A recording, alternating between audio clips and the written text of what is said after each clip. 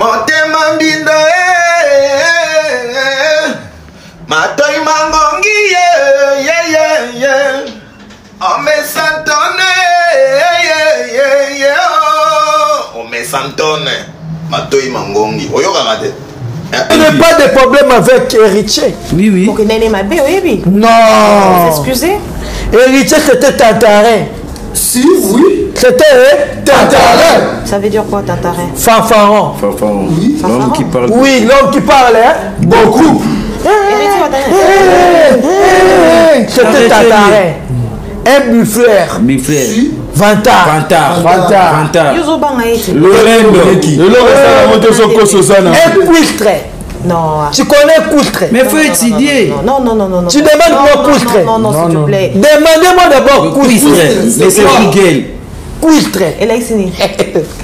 Pendant ridicule. Bon. Qui étalait sa connaissance? Et on écoute. Oui. La tête. Étudier au fait. Viens sur la monnaie indélé. Viens, parce que Finganga. Mais Moutali Botta ou Kamakabu? Chercher les problèmes, supporter les Il gars. est calomniateur. Bon. Personne qui porte des coups d'acquisition mensongère. Mensongerie. Yo, quand pour nous soigner.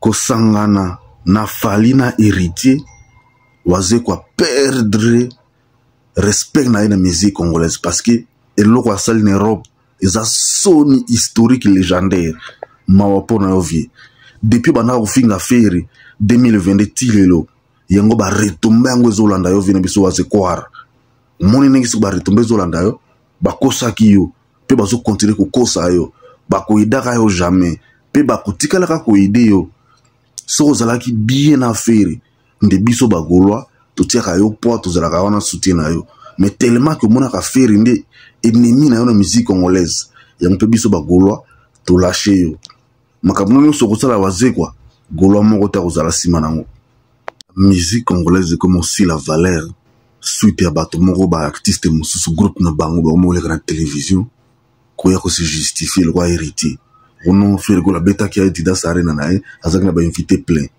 Fergo la bêta qui deux dates successives la bêta qui le 20 na le 21 le 20 Fergo la yemba ki ka groupe na mobimba moto moko artiste moko te mataki na podium c'est le deuxième jour de ba invité ba yaki Fergo sala qui plein a bêta qui 13 000 plus streaming payant et yo hérité so bêta concert streaming payant en Europe yo hérité so bêta concert streaming ata en Afrique awa o bêta ngote yo hérité ozole kana be mission na yo nyonso comme si ennemi na yo gérer faire biso to comprendre que non ozolo kana yo place na kati ya ndule mais soko lingo luka place na kati ya bandule luka na bato luka ba fabrigas ba déplique ba onde bato génération na yo parce que faire gola c'est quelqu'un aujourd'hui oyo azolo bana di souté akoma osana ta en 2 ans akolo bana na télévision te akomi moto ba émission streaming payant pour les kana émission faut bosala ngo za na streaming payant ya kotsa na ngolar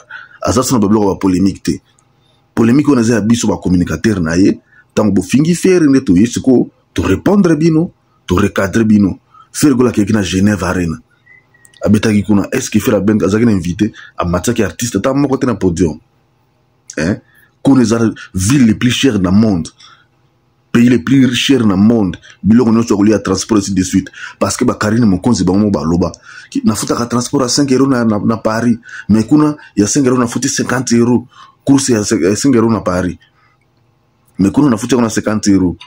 Yo kende ko tia kuna concert liba to ndima yote kende ko beta na Suisse hein boko beta na Suisse bino bato bola ngana tongo sujet du jour na bineza ko dimne faire on a fait des musique te faire nde boina boy bon siko faire ngo alobaka na ete afana na kimia musique na eto zoyo kango na streaming lokanga oyo nano sokuti na Spotify nazo ngana comme ça 9000 écoutes na année 2024 na Spotify on est pas explorer faire ça la te en tant que non communicateur à faire golo ambassadeur nga mona okino nzembo album wa Dynasty banzembo affaire na Spotify na année 2024 nazo ngana comme ça 9000 nazo bunda nango kino nazo déjà na 8000 nazo bunda kino les 30 na comme ça 9000 écoute mais c'est que bino bozo ko mona tongo au lieu bon motiver bato bozo ba album bon motiver ba tuté ma finga contre fer tandis que biso to tira ba courage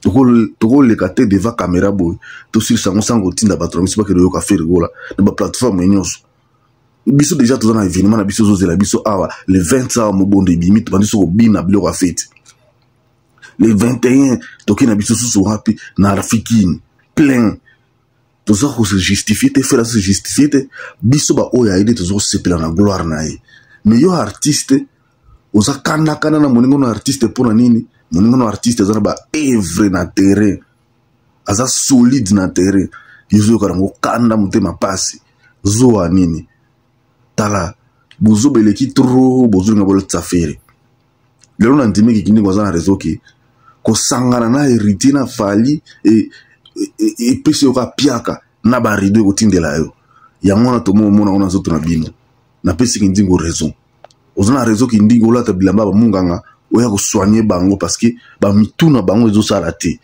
makila na bango bi na salité même ata makambo za vrai il faut ba bongo na makama bi bokoma na suka na bino za mabe suka na bino za mabe bokanisi ke boleka so faire te parce que toza base solide biso to isi ma faire te pona kolwa mbongo non tosala ba musala biso tosala to gagner l'art chaque jour mais tellement que bozoli na bobo ma faire vivant de biso to lingi ma bobo ma faire vivante to kolaksa bino ki to lingi faire a solo personnellement to lingi faire a solo parce qu'ils ont gardé identité culturelle na biso.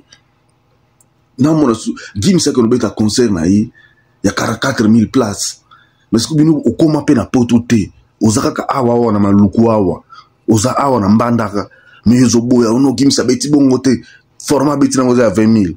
Mais yo comment na Paris mo kolonini. Avion a pambo matin na katité. Mais yo visa est-ce que ba somba visa ebité. Contrôle basala checking na aéroport yebili basala kate be yusuku ya ba stade ba salle spectacle ndi yo yebi o mona na pété o et pas bino kuna boza même na salle na quartier commune no salle za la kate ya concert ezala kate mais yuzuli ngasiko o se justifier devant bato non bango kuna ba yebite baza boy mais non il faut que ça la polémique ya mahele biso ça polémique ya ko booster artiste ba somba yi ba yokai to ça la polémique te biso ça la polémique de banzembo na biso na polémique na banzembo affaire yango moko na Facebook na parce que na Facebook na rumba trap tuna je suis fait rigola et ça la banzembo affaire na tia na concurrence tant sur le na tia concurrence na tia seconde chance le goza déjà na 4 millions tuna kina tia mwambi le goza déjà na 5 millions na tia ngba concurrence entre o na oyo yo ka ki ya wapi to ya wapi ile ki ya mo wapi na ça la polémique na ba même chanson affaire. Et ça a la polémique de na artiste non pour moi c'est faire sinon ça lit na tangi comme artiste c'est dit qu'il na moni qui quelque part ba figi faire ngena yisu ko na laksi kino tala bazoba o tala ba bayrer ba gashi ba osala mais faire restera leader de la génération